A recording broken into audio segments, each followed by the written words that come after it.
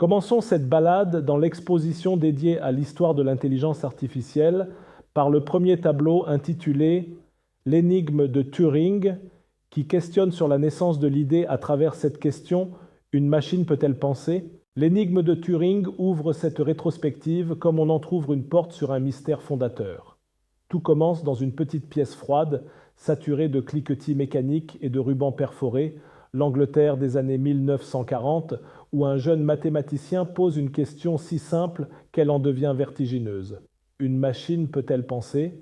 Turing n'y voit pas un défi technique, mais un test de civilisation. En formulant ce qui deviendra son célèbre test d'imitation, il imagine une intelligence capable de dialoguer, de feindre, d'apprendre. À une époque où l'ordinateur n'est encore qu'un mastodonte binaire, l'idée frôle l'insolence. Ce tableau saisit l'instant où la pensée humaine bascule vers un futur qu'elle ne comprend pas encore. Une lampe éclaire le visage concentré de Turing. Autour de lui, les machines restent muettes, presque menaçantes.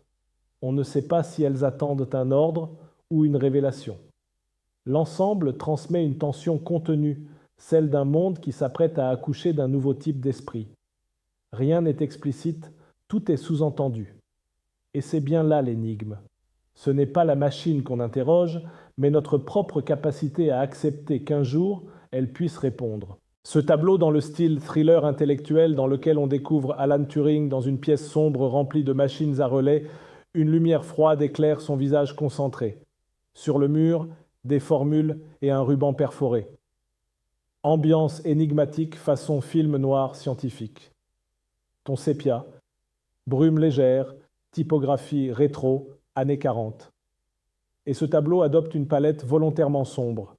Bleu nocturne, ocre feutré, éclat doré provenant d'une unique source lumineuse. Le style, entre réalisme et matière picturale épaisse, évoque ces portraits d'atelier où le calme cache une tempête intellectuelle. Les brushstrokes visibles donnent du grain à l'air, presque de la poussière mécanique.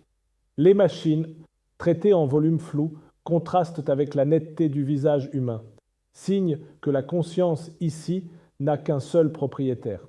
L'ensemble crée une atmosphère suspendue où la lumière semble hésiter entre révéler le futur ou préserver le mystère. Bonne balade dans la prochaine vidéo qui présente le tableau intitulé Le perceptron de Rosenblatt ou le premier cerveau artificiel, puis la grande désillusion.